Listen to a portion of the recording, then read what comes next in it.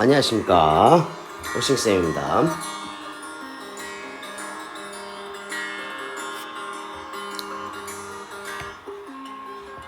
자, 오늘은 관계사에 대해서 공부를 해볼 거예요. 관계사.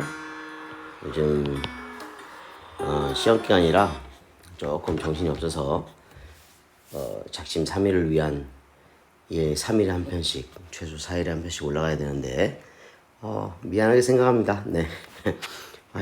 근데 영상을 이렇게 올려주고 하는데 영상을 보지도 않으면서 시간을 10분 내로 해달라고 그런 말도 안 되는 친구들이, 근데 뭐 고모 씨가 있고 뭐 있어요. 누군지 얘기 안 할게요. 자, 아무튼 오늘 관계사에 대해서 정리를 해볼게요. 조금 천천히 할게요. 관계사는. 왜냐면 관계사는 하나로 끝날 수가 없을 것 같아요. 그래서 조금 천천히 해보겠습니다. 자, 관계사는 관계 대명사가 있고요, 관계 부사가 있어요. 자, 관계 대명사, 관계 부사는 다 들어봤죠? 네, 관계 대명사는 뭐냐? 관계 부사는 뭐냐? 자, 이런 관계가 있는 거예요. 자, 관계라는 거는 연결하겠다는 거예요. 연결. 그 연결은 이거 뭐야? 얘는 접속사의 개념인 거죠. 접속사. 그럼 관계 대명사하고 관계 부사의 차이는 뭐냐? 관계 대명사는 연결을 하는데 대명사를 이용해서, 그럼 관계 부사는 연결을 하는데 부사를 이용해서 하겠다는 거죠. 그래서 얘들을 이용하겠다는 거예요. 자, 이 관계사 앞에는 항상 명사가 있어요. 명사. 관계사 앞에는 항상 뭐가 있다고? 명사. 이 명사가 이름을 가지고 있어요. 이 명사는 우리가 뭐라고 하냐? 선행사라고 그래요. 선행사. 그럼 선행사의 정의가 뭐냐? 관계사절에 수식을 받는 명사. 이게 선행사의 정의예요. 자, 그러면 여기서 우리가 굉장히 큰 힌트를 알 수 있어요. 관계사절에 수식을 받는 명사다. 그러면 명사 수식은 누가 한다 했죠? 명사 수식은 누가 하지? 형용사가 합니다. 자, 우리가 사품사 꼭 기억하라고 했죠. 명사, 주목부등격, 형용사, 명사, 수식, 보어, 부사, 오직, 수식, 동사, 주어의 동작 상태. 그 중에서 명사 수식이니까 당연히 형용사다. 근데 접속사 개념까지 포함되어 있으니까 대표적인 형용사 절이 되는 거다. 누가? 얘들이. 이해되시죠? 그러면 자, 대명사를 이용해서 연결을 했어. 대명사는 뭘 대신하는 거죠? 대명사는 명사를 대신하는 거죠. 그럼 명사는 꼭 있어야 돼, 없어도 돼? 명사는 꼭 있어야죠. 그러면 연결하면서 명사, 꼭 있어야 되는 명사를 대신한 대명사를 이용해서 연결을 했기 때문에 뒤에는 is가 되는 거죠. 자, is는 뭐고 ps는 뭘까요? 자, 좀 이따 얘기할게요. 그럼 관계 부사는, 얘는 부사잖아. 비읍, 시읒. 꼭 있어야 돼? 없어도 되죠. 그럼 뒤에는 영향을 안 받죠. ps 이렇게 되는 거예요. 자, 우리가 ps와 is 개념을 얘기했었죠. 얘기했을 거야 아마. 네. ps는 perfect sentence, 완벽한 문장. is는 imperfect sentence, 즉 불완전한 문장. 그러니까 관계 대명사하고 관계 부사를 구별해라 라는 만약 문제가 나오면, 자, 예를 들어서 This is the place. 자, 위치가 맞냐, where가 맞냐 이렇게 나왔어요. 뭐가 맞을까요? 이거만 보고는 알 수가 없죠. 근데 이걸 이렇게 I visited yesterday. 그러면 내가 어제 방문한 장소야? 이렇게 되죠. 자, 뒤에가 완전해요, 불완전해요? 자, 완전 불완전을 따진다는 얘기는 관계사절에서, 관계사에서, 뭐 관계 대명사에서죠. PS냐 IS에서 얘들은 IS잖아요. 그럼 뒤에 나오는 IS는 이것도 그 관계대명사의 격파하기 위해서 얘기를 하겠지만 주어가 없거나 목적어가 없는 얘들이 없는 문장이 나올 거예요. 그럼 여기 방문하다죠? 어디를 방문하다. 방문한 데가 있어요, 없어요? 없죠? 그래서 여기서는 요게 맞겠죠. This is the place which I visited yesterday. 이렇게. 자, 어쨌든 요거는 이제 좀 이따 또 다시 얘기하기로 하고 일단은 기본 개념 자, 다시 정리해 볼게요. 자, 관계 대명사와 관계 부사를 얘기를 할 건데 이거를 싸잡아서 우리가 관계사라고 그래요. 관계사. 근데 관계사가 무슨 절이다? 아, 앞에 있는 선행사를 수식하는 형용사절이다. 즉 관계사절은 뭐한다? 앞에 있는 명사 얘를 수식한다. 그렇게 되는 거고요. 관계 대명사와 관계 부사를 오늘 다 못하기 때문에 당연히 관계 대명사만 정리를 하겠죠.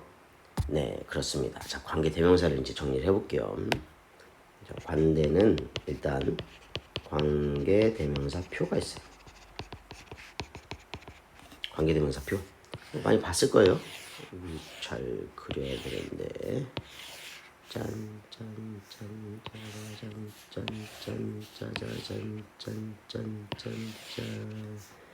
짜자잔 잘 그렸어요. 네, 잘 그렸어요. 아, 여기 가운데 빵꾸를 뚫어줘야 이렇게 그렇지.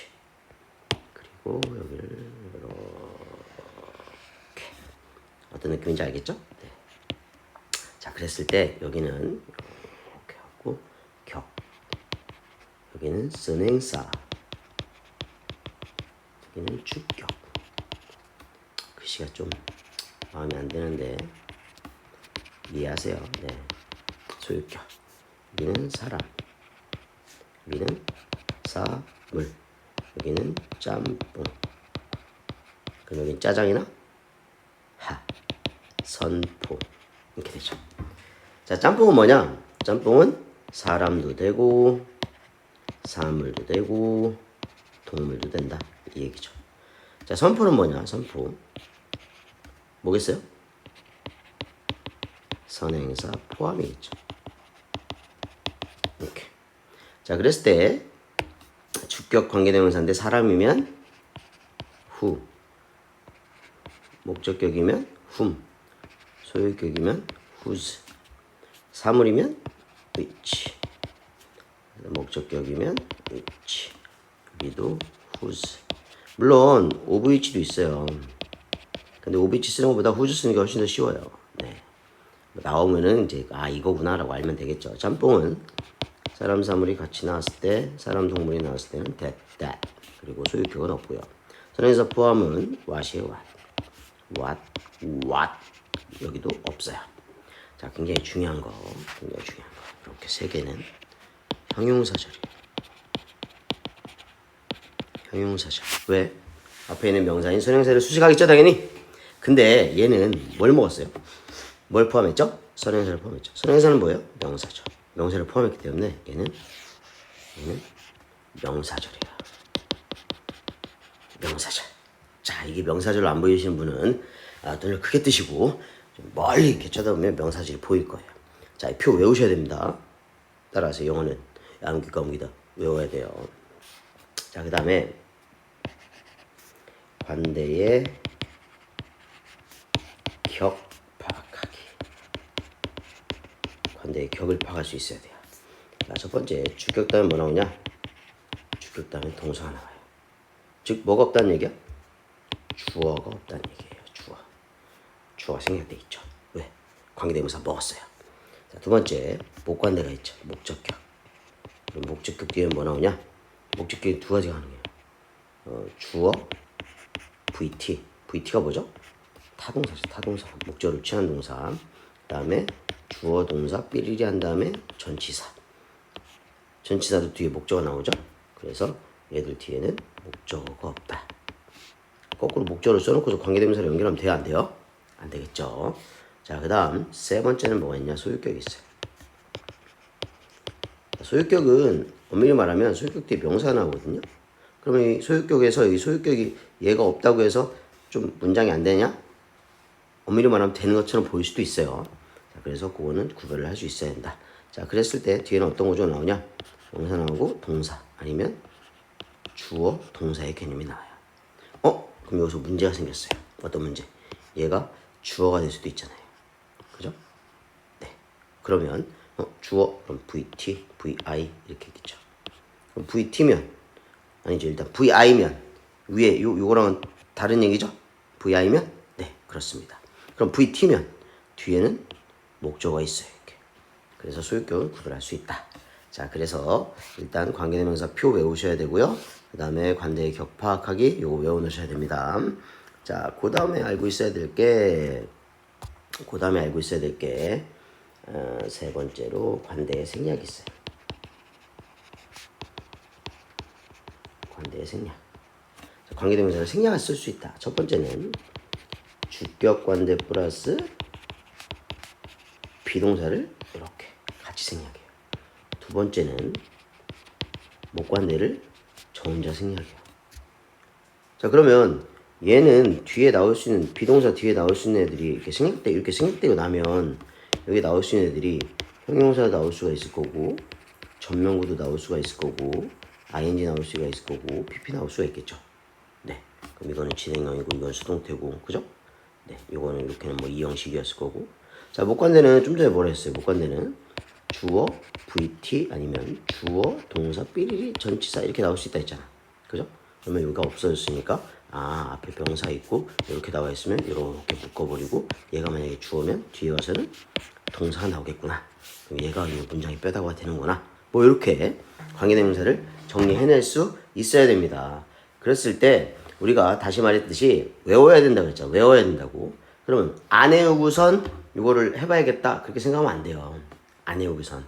자, 이걸 네, 그렇죠. 이렇게 하면 돌아오죠. 네.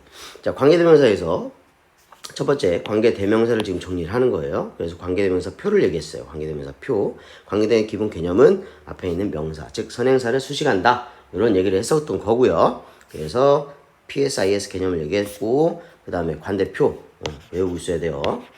관대표. 이거를 빵꾸가 여기 남아있네요. 네, 대시죠. 대는 다 돼요. 네, 대는 뭐 이것저것 다 합니다. 그래서 대도 나중에 다시 한번 정리할게요.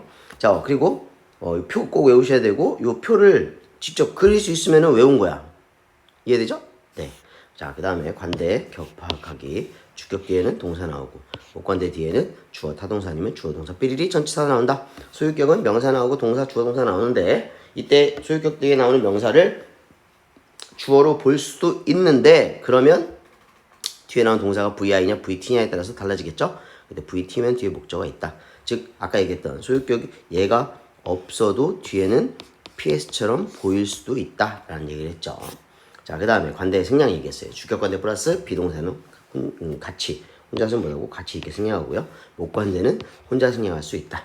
자, 그랬을 때 요 문장하고 관계대명사는 일단 기본 정리를 끝낼게요. This is the house. This is the house. This is the house. 그리고 I was born in it. 이렇게 된 거예요.